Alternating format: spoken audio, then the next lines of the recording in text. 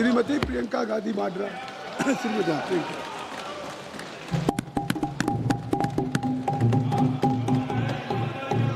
धन्यवाद अध्यक्ष महोदय जी, आपने मुझे इस विषय पर बोलने का मौका दिया।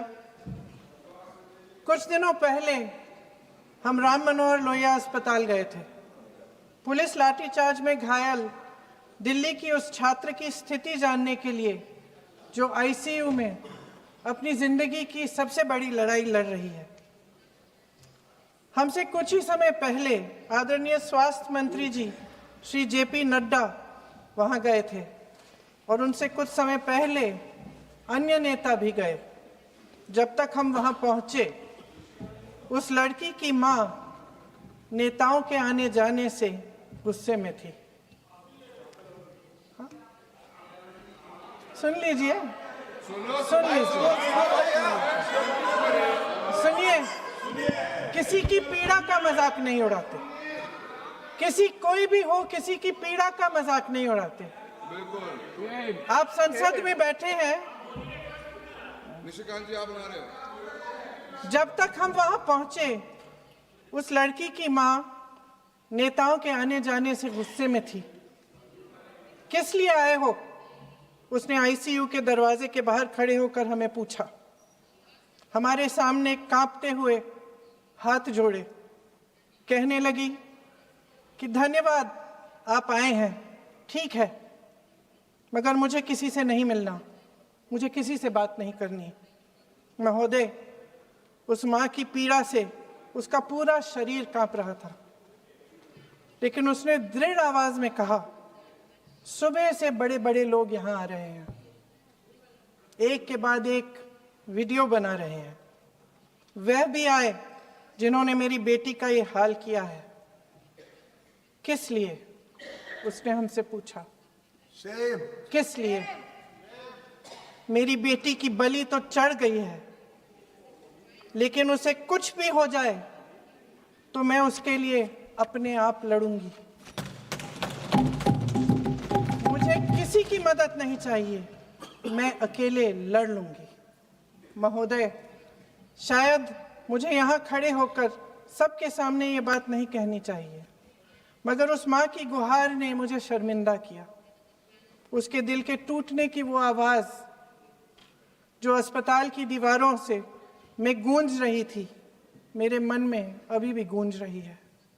इसलिए उस माँ की इजाज़त लिए बिना मैं आपके द्वारा आदरणीय प्रधानमंत्री महोदय जी और आदरणीय गृह मंत्री महोदय जी से पूछना चाहती हूँ कि क्या ज़रूरत थी एक मासूम बच्ची पर इस तरह दमन करने की? क्या ज़रूरत थी उन छात्रों पर आंसू गैस चलवाने की, उन पर लाठियां बरसाने की, उन पर वाटर कैनन्स चलवाने की? क्या ज़रूरत थी उन नौजवान लड़कियों को जलील करते हुए उनके कपड़े फाड़ने की, उनको बेरहमी से गंदी तरह पिटवाने की? देश के युवाओं पर पैलेट गन्स और AK-47 चलवाने की क्या आवश्यकता थी? क्या वे आतंकवादी थे? क्या आतंकवादी हैं? टेररिस्ट हैं? हाँ, कांग्रेस बोल रही है। हाँ, कांग्रेस बोल रही है। जवाब दीजिए, जवाब दीजिए। कांग्रेस बोल रही है, जवाब मांग रही है, जवाब दीजिए।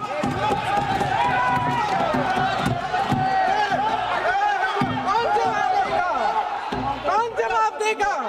गृह मंत्री जी जवाब देंगे। किसने ऑर्डर दिया? किसने ऑर्डर दिया पैलेट गन्स चलाने के लिए? किसने ऑर्डर दिया?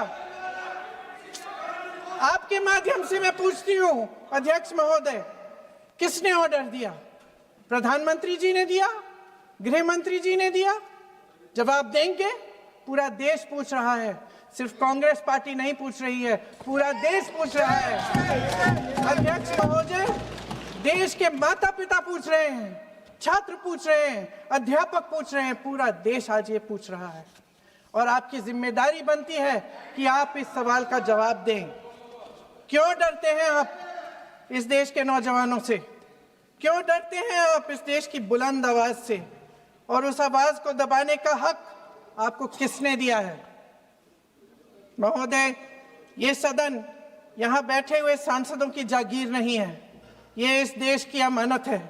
यहाँ बैठे हम सब इस देश की जनता, इस देश के युवाओं, बुजुर्गों, गरीबों, अमीरों और सब धर्मों, सब वर्गों के देशवासियों के सेवक हैं।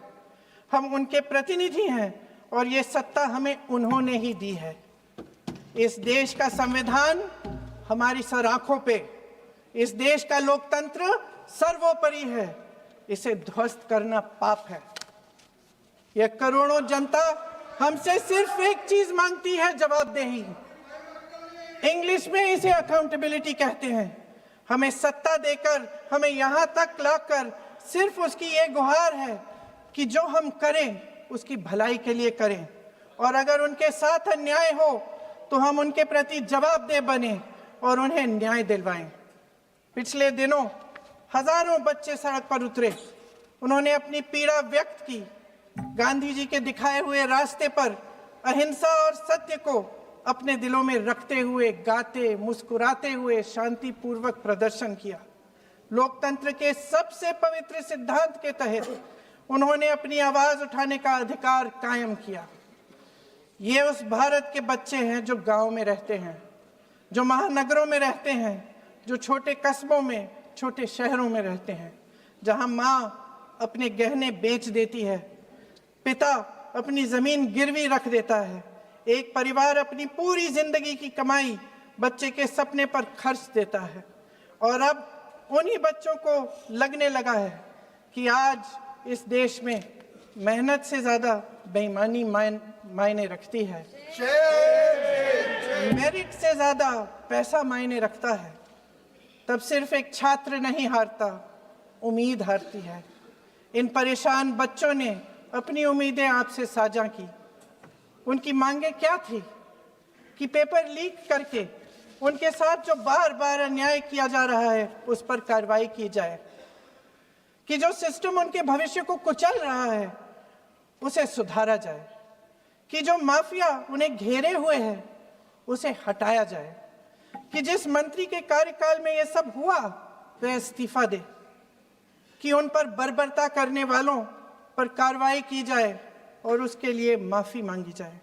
बस यही उनकी मांग थी ना, कि जो शिक्षा और स्वतंत्र अभिव्यक्ति का अधिकार उन्हें संविधान ने दिया है उसे कायम रखा जाए। महोदय, हमारे एजुकेशन सिस्टम में कुछ समय से बहुत खामियां भर चुकी हैं। बच्चों पे जो प्रेशर डाला जाता है उसकी वजह से सैकड़ों बच्चों ने आत्महत्या कर डाली है। उससे भी ज्यादा बच्चे डिप्रेशन में डूब रहे हैं। परिवारों पर बच्चों को पढ़ाने लिखाने के लिए घूस, capitation fees, tuition fees, coaching fees आदि के घिनौने दबाव हैं। लोन लेने पड़ते हैं, सामान बेचना पड़ता है और उसके बावजूद कोई गारंटी नहीं कि उनके बच्चों के भविष्य मजबूत बन पाएंगे, क्योंकि बेरोजगारी चरम पे है। इस सरकार ने रोजगार पैदा करने वाले सभी सेक्टर्स को लगातार कमजोर किया। एग्जामिनेशन सिस्टम खुद फेल हो गया है। पिछले दशक में 152 पेपर लीक हुए, 750 करोड़ छात्र प्रभावित हुए, मगर एक भी दोषी, एक भी माफिया को सजा नहीं।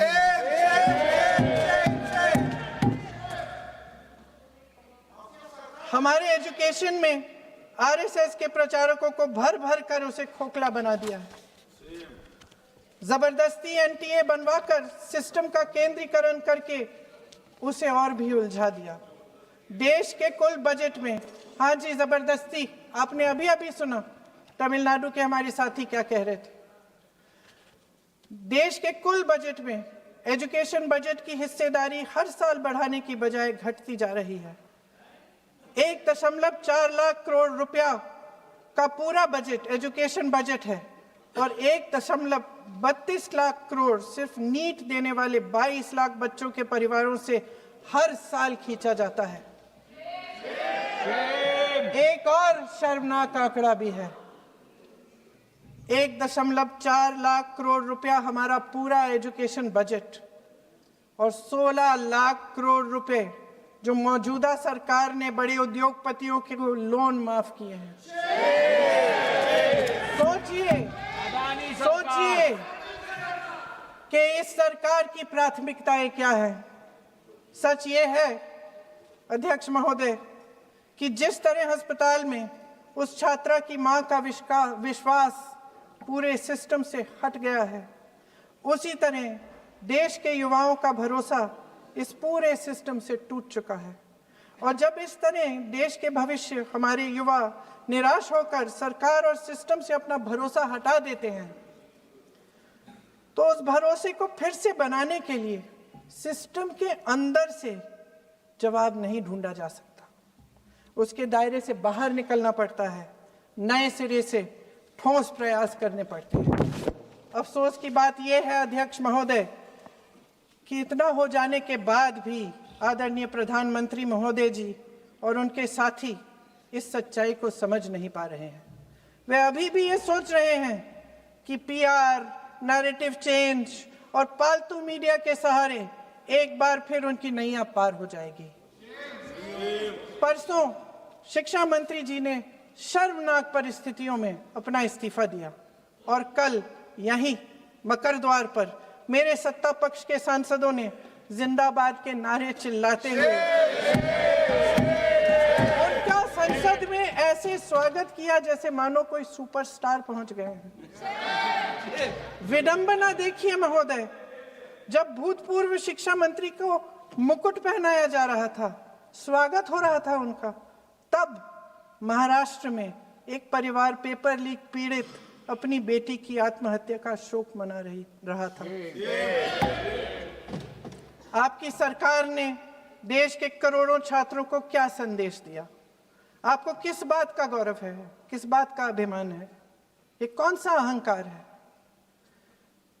जहां आंखों में शर्म होनी चाहिए वहां बेशर्मी और स्वागत के नगाड़े बजाए रह रहे हैं।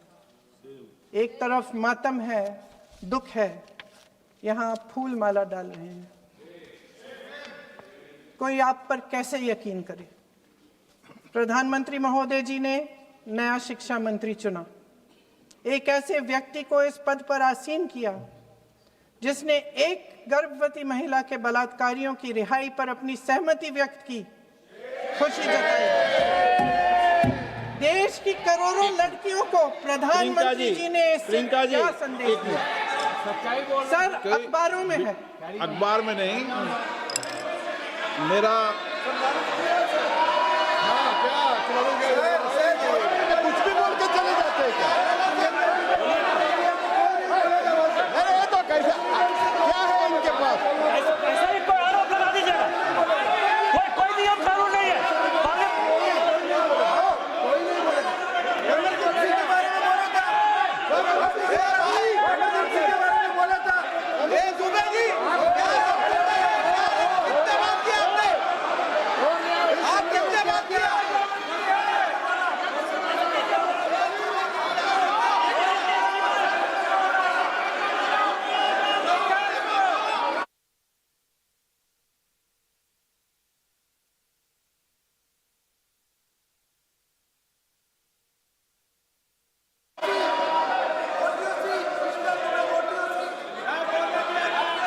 अध्यक्ष महोदय जी, जो श्रीमती प्रियंका वाड्रा गांधी जी बोल रही थी, तो बीच में उनके वहाँ से भी टोका टोकी पहले भी हुए, हमारे यहाँ से भी हुए थे।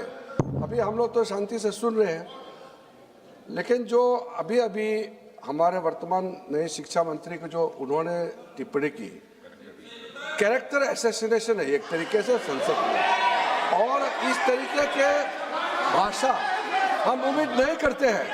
मैं इसमें प्रहलाद जोशी जी ने भी खुद कहा है, एक तो उन्होंने प्रियंका जी ने जो गलत बात कही है रिकॉर्ड पे, उसको रिकॉर्ड से हटा दिया जाए। दूसरा इस तरह का भाषा का इस्तेमाल ना करें। आपने डिबेट से पहले आपने अपील किया कि संसद में डिबेट का स्तर को नहीं गिराने चाहिए। उनके पार्टी के वो सीनियर लीडर है, वो पहली बार चुन के आए हैं, मगर उनके पार्टी में सीनियर है। जिम्मेदारी के साथ बोलना चाहिए। अगर पूरा ऑथेंटिकेट नहीं कर सकते हैं तो मैं ये मानता हूं कि उनको क्षमा मांगना चाहिए सदन से।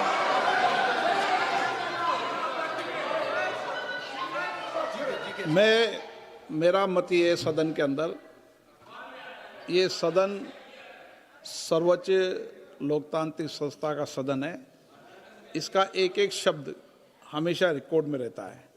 मैं माननीय सदस्य से आग्रह करूंगा कि बिना तथ्यों के हमें इस तरीके के सदन के पटल पर बात नहीं करनी चाहिए।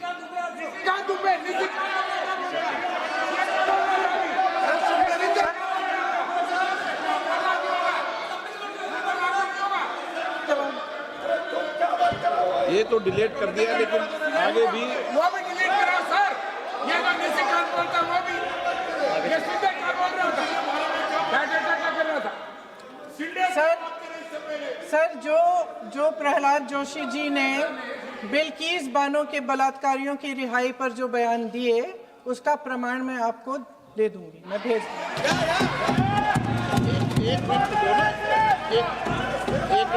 मैं ऑथेंटिकेट करूंगा।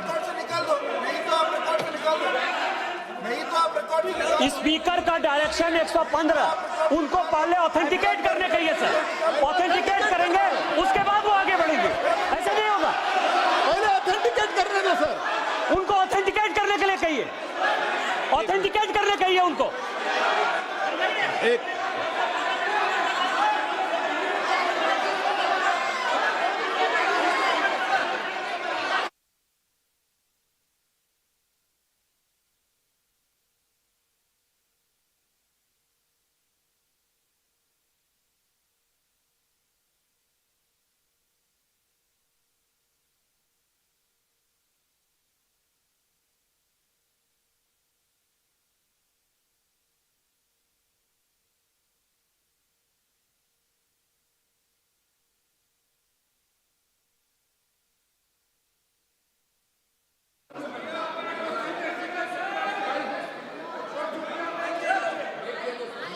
आप उनको बोलने दो, आप मत करो डिस्टर्ब। मैं एक विषय बता दूं, एक मिनट बताऊं।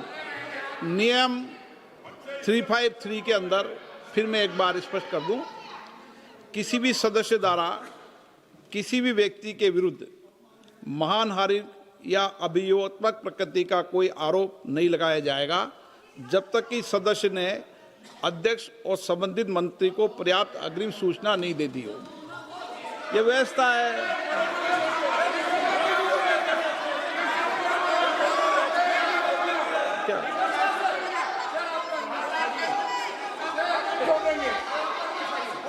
House, ma'am, the same house, Honorable Shrikant Bey told, still that is in the record about Indira Gandhi ji. Still that in the record. Still that in the record. Sir, you are not removed, sir. बोलो, आप भी बोल लो। Sir, केसी वेणुगोपाल जी ने जो नाम लिया है और मैं नेहरू जी के बारे में जो बात कहा है मैंने सर, मैं उस पर कायम हूं और मैं किताब जो है ऑथेंटिकेट करने के लिए तैयार हूं। अय्याज थे नेहरू, अय्याज थे। मैं फिर दोबारा रिपीट कर रहा हूं, आई एम अगेन रिपीटिंग। यही फैक्ट है और मैं किताब में ऑथेंटिकेट करके दे रहा हूं। I am authenticating that book.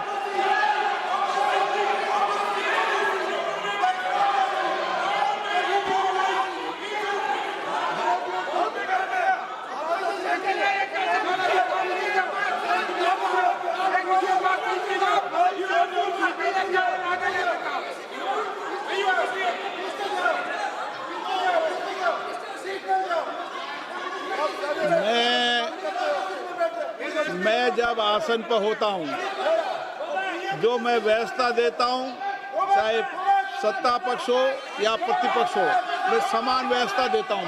मैं जब आसन पर होता हूं,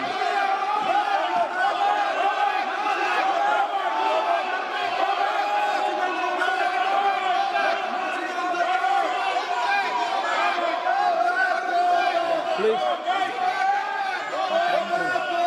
बोलने दो। आप उनको बोलने दें,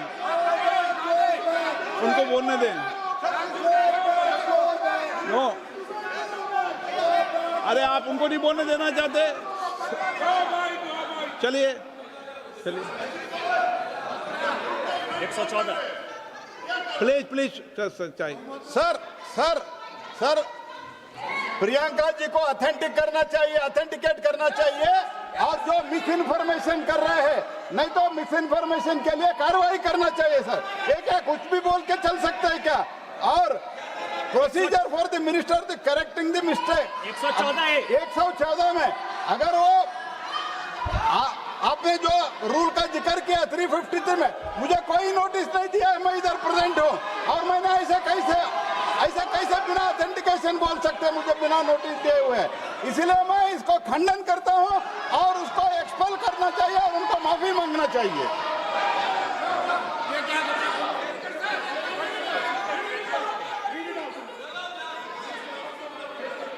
नहीं, ये चैप्टर आगे नहीं बढ़ेगा सर। बिल पे केवल बिल पे।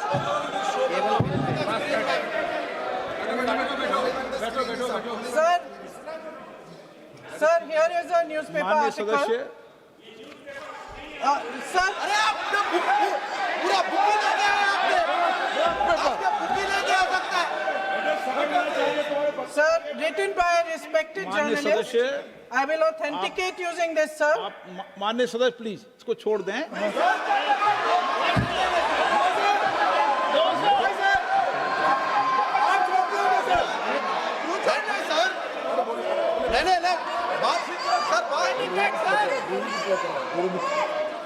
सर, अगर जोशी जी अपने बयान का इस खंडन कर विधेयक रहे पर ही हैं क्या? चर्चा होगी।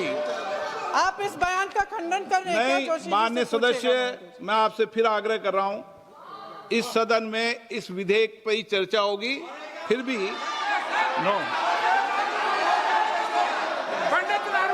ये विधेयक का विषय नहीं है। आप नो, आप बोलो तो विधेयक पे बोलो, ये मेरी अपेक्षा आपसे। प्लीज सर, कभी- छोड़िए, ये रख दो। इस विषय को छोड़िए।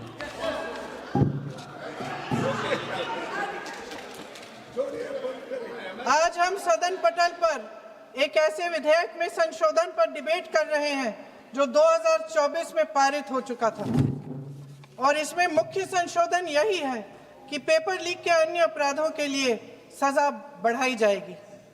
मगर जब से ये विधेयक पारित हुआ तब से अब तक इस सरकार ने एक भी अपराधी को सजा नहीं दी।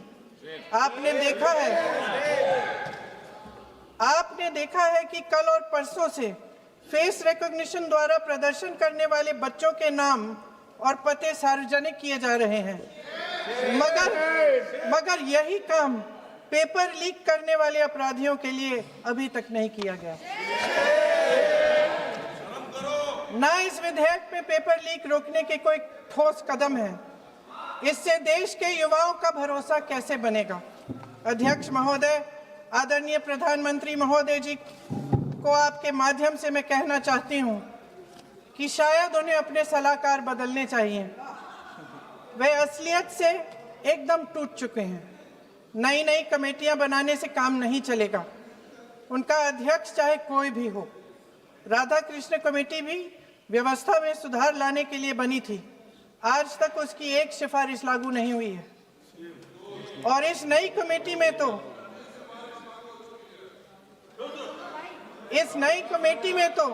एक एक्स-आईबी चीफ,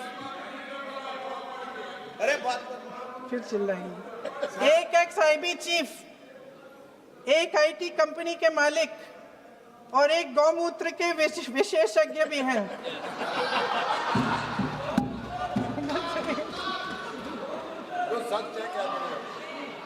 इन्हें शिक्षा के बारे में क्या पता जी? सर, सच है। आप आज मेरे से नाराज हो रहे हैं। मन मुस्कुरा लीजिए। उनको आपने भी चुनाव लड़ा।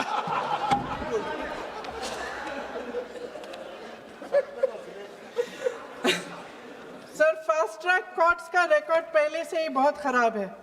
वैसे भी कल की सुनवाई में सीबीआई का वकील पेश ही नहीं हुआ। संसद में विपक्ष को दोषी ठहराने से, खोखले राजनीतिक खेल खेलने से काम नहीं चलेगा। आप जेन जी का भरोसा वापस जीतना चाहते हैं तो नए एंगल से अपने फोन से नए वीडियो बनाने से नहीं होगा।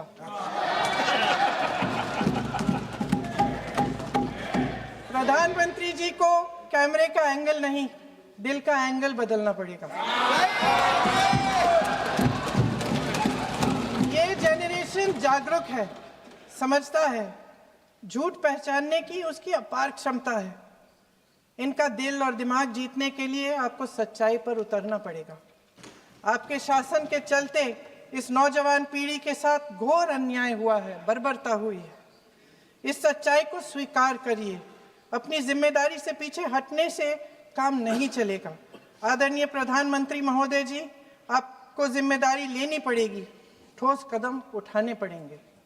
शिक्षा विशेषज्ञों को इकट्ठा कीजिए, छात्रों, अध्यापकों, सभी स्टेक होल्डर्स को साथ लेकर, अन्य विचारधाराओं के थॉट लीडर्स के साथ गहरी चर्चाएं करवाकर एक नई शिक्षा प्रणाली तैयार कीजिए। मौजूदा नेशनल एजुकेशन पॉलिसी में 8 महीने तो एग्जाम चलते हैं, अध्यापकों को पढ़ाने का समय नहीं मिलता। सिर्फ आरएसएस के लोगों से भरने की बजाय सिस्टम को शिक्षित, एजुकेटेड, उन्नत और उदार दृष्टिकोण के लोगों से भी भरिए, जिनकी योग्यता सिर्फ उनकी विचारधारा न हो। रोजगार पैदा करने के सख्त कदम उठाइए, इस पर फोकस करिए। मेडिकल कॉलेजेस की संख्या बढ़ाइए, चिकित्सा शिक्षा का विस्तार कीजिए, ताकि ये बच्चे जो मेहनत कर कर के भी अपने भविष्य नहीं बना पा रहे हैं, एक उज्जवल भविष्य का सपना देख पाए। अध्यक्ष महोदय, छात्रों को सड़क से हटाया जा सकता है, लेकिन उनके सवालों को नहीं। हर लाठी जो किसी लड़की पर, किसी लड़के पर चली है, वे बच्चों की पीठ से ज्यादा सरकार की साख पर पड़ी है। देश के नौजवान न्याय मांग रहे हैं, भीख नहीं। वे यहाँ सरकार गिराने नहीं, अपना भरोसा बचाने के लिए आए थे। अध्यक्ष महोदय, आपके माध्यम से मैं सरकार को कहना चाहती हूँ, अपनी साख बचाइए, अपनी नीयत ठीक करिए, अपनी अकड़ का इलाज कीजिए, अपने वादों पर अमल कीजिए। आपके शासन में हमने बड़ी बड़ी चोरियां देखी हैं। चुनाव में वोटों की चोरी,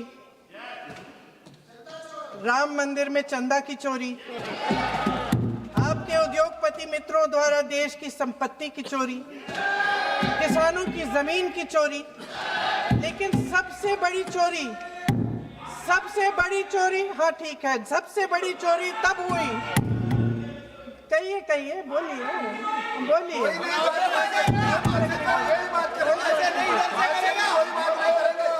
सुन लीजिए, शांति से सुन लीजिए, शांति से सुन लीजिए। आपको मौका मिलेगा, आप जितनी भी चोरियों की बात करना चाहते हैं आप कर लीजिए, अभी मेरा समय है। सबसे बड़ी चोरी तब हुई जब देश के नौजवानों के भविष्य, उनके सपने चुराए गए। भविष्य की चोरी, सपने की चोरी किसी भी चोरी से कहीं बड़ी होती है महोदय। अगर देश का युवा निराश हो जाए, अगर देश का युवा निराश हो गया, उसकी उम्मीद टूट गई, तो सबसे बड़ी हार भारत की हार होगी। और हम कांग्रेस और विपक्ष के लोग जान दे देंगे, मगर भारत की हार नहीं होने देंगे। जय हिंद। सर, अब तो मुस्कुरा लीजिए, भाषण खत्म।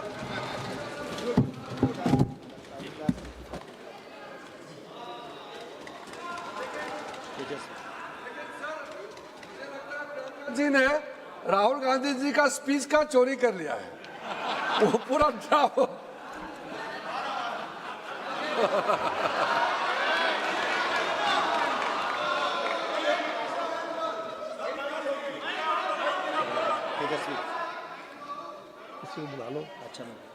तेजस्वी सूर्या,